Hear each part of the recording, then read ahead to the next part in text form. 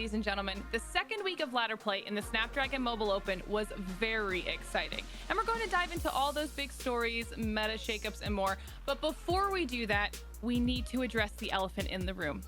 You're watching this, which means you play Clash of Clans. So I want to know, why just watch when you can also compete? There's still a chance to get involved because Split 2 will be here before you know it. If you want to test your skills, this is the perfect opportunity. Sign up at snapdragonproseries.com. I want to see all of you on the ladder next Split. So go on, do it. All right, now let's get on to what you came here for, the Week 2 roundup. We're going to kick things off with the Europe, Middle East, and North Africa region this week, which has been unbelievably competitive. We'll start by taking a look at the standings, which, wait a second, that looks different. Can we see the Week 1 standings? Whoa, okay, let's digest this for a second. Last week, Time to Plague was in first place. Tribe Gaming was in fourth place. I don't even see Strut anywhere on here. Okay, now let's look at Week 2 again. Wow! Tribe Gaming moves up 3 spots to claim the pole position. Time to Plague falls 4 spots to 5th place, and Strut moves from 12th to 3rd. The competition in this region is fierce. Let's check out how all this went down. Let's talk about our new first place team in the region, Tribe Gaming, who with their current 24-point lead on the ladder, looks to be a strong contender to secure first place and punch their ticket straight to the challenge.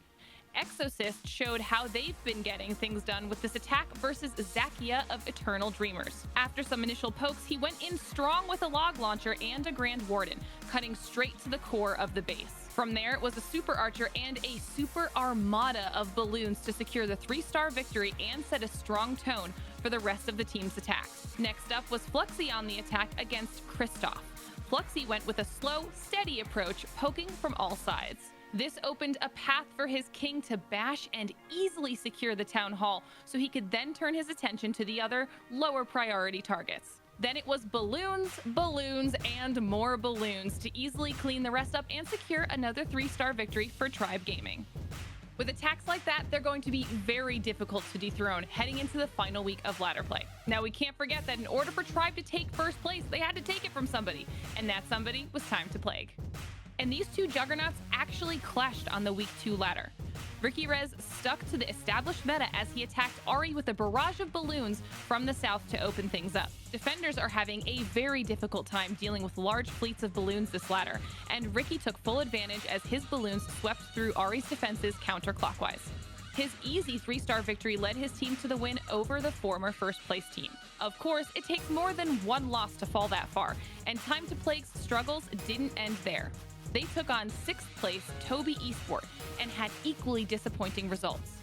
Demo had his base set up as well as he could, but Toby's Mosquito knew exactly how he would be able to pick it apart. He started by going in with a strong and steady entry siege that led to consistent damage. Just look at the slow, painful march and how little damage Mosquito's troops suffer. He was also economical with his resources, sending just enough balloons to the far north to secure the town hall. At that point, it was just a matter of cleanup as Mosquito cruised easily to the 3 stars, leading his team to victory and another crushing loss for Time to Plague, who will need to bounce back in Week 3. The last team we've got to tell you about this week is Strut, who strutted their way from 12th place all the way to 3rd in a single week. Ast overcame Soof's well-built base defense. This healing just far outstripped Soof's damage, effectively hard countering the Expos. The damage dealt here was just the setup that Ast needed to come in with the old reliable balloon push, which completely swarmed Soof's town hall. The balloons were then free to run rampant over the rest of the base, securing the 3-star victory and leading Strut to the win over Le Code Bushido. Ast continued his dominance in another match against one of Europe's top teams, MS Esports. He used Rage on his first poke to lay down some solid damage to open things up. Then, backed by the protection of the Grand Warden, the army of Ast absolutely crushed Kingsman's Inferno Towers, who stood no chance against this hard counter. The counter grew simply too massive, and Ast sailed easily to another 3-star victory. With attacks like these, it's no wonder they were able to climb the leaderboard so quickly. Again, they went from 12th to 3rd in a single week. Other notable finishes here include Tumpanai and MS Esports, who look like the absolute models of consistency, retaining 2nd and 4th place respectively. Remember, ladies and gentlemen, there is only 1 week left of ladder play before the first Open Finals, and if this week is any indication, we can absolutely still see some really unexpected results. And to stay up to speed on all those results, the dankest of dank clips and more, of course, that means you have to follow us on social media. That means Twitter, TikTok, and Instagram. There are links in the description for ways that you can continue to interact with the Snapdragon Pro Series in between my videos, which are obviously your favorite part of the week.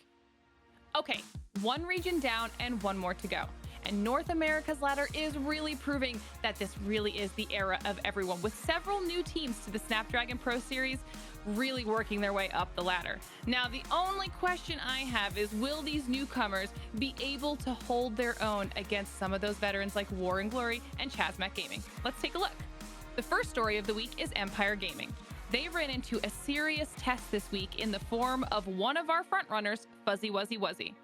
Medusa kicked things off for Empire Gaming with a dedicated push that was all about supporting his log roller. He made reasonable progress into Beck's base, but ultimately stalled out and was only able to secure 2 stars and 71%. But then it was Damien who turned things around with this overwhelming attack, which led to a fairly fast 3-star victory in just 2.5 minutes. On the heels of this impressive attack, the squad ended up scoring 3-star victories on 4 out of 5 attacks and cruising onto the victory. They certainly proved that they have what it takes to compete with the old guard. And while that may have come as a surprise to many of us, it certainly was no surprise to Empire's confident team captain, Smokey Bear. My name is Smokey Bear. I'm the captain for Empire Gaming. I like to think we have a class utopia here. We have a group of guys who are all probably spend way too much time in the game, to be honest. But we all love the game for what it is. We're purists. So Empire Gaming, we're going on about 10 months now. We started as members of an older clan, which is Golden X. I would say 2-3 of us came from there. The rest we've just found along our journey. This is a team of grinders. You know, I don't look for players with big names. I look for players who put the time in. Those are the good players. They put the time in, they want to be part of a team, they want to win. I don't like to lose. You know, everywhere I've been in my career, we've outperformed expectations, and that goes the same with this team. This team isn't heralded. This team was never one that people looked at and said, you know, this team's going to go to Worlds. This team's going to win big. They've never said that. And that's okay, because when others didn't believe in this team believed in itself. It's the line I used when I was interviewed for Stephanie. The Stephanie Mujtaba Cup, in which we qualified, we placed second in a group with 2 gold ticket holders. You know, those are pretty amazing accomplishments for a team of people that are counted as underdogs. As you can hear, he really believes in his team. And he also wanted us to give a special shout out to LT. She is their player manager and she runs everything they do, from scheduling to player engagement. And he said that nothing they do would be possible without her. Now, on to the next story. They may have noobs in their name, but they play like anything but. We witnessed a real treat last week when they took on War and Glory, a veteran team that can easily be considered a frontrunner to take first place on this ladder and punch their ticket straight to the challenge. The war was a slugfest as each team traded 3-star wins back and forth through 8 attacks.